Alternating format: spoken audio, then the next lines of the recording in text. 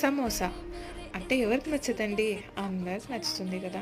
Regular ఆలు సమోసా కాకుండా ఇలా అప్పుడప్పుడు ఆనియన్ సమోసా క్విక్ అండ్ ఇన్‌స్టంట్‌గా కూడా అయిపోతుంది.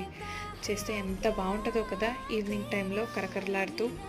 ఇక్కడ నేను రెడీమేడ్ సమోసా షీట్స్ వాడుతున్నా. దీంట్లో ప్రిజర్వేటివ్స్ అండ్ పామ్ ఆయిల్ కూడా లేదు. ఇన్‌స్టంట్‌గా అయిపోతుంది. 2 మాత్రమే ప్రిపరేషన్స్.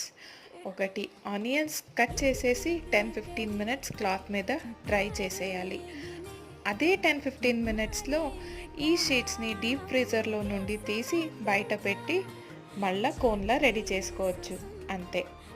ఈ స్టేజ్‌లో విత్ స్టఫింగ్ మీకు కావాలంటే 1 మంత్ వరకు ఫ్రీజర్‌లో జిప్‌లాక్ బ్యాగ్‌లో స్టోర్ చేసుకోవచ్చు. లేదంటే హ్యాపీగా ఇమ్మీడియట్‌గా డీప్ ఫ్రై చేసుకొని అప్పుడప్పుడు టీ జొత ఎంజాయ్ చేయడం అంతే.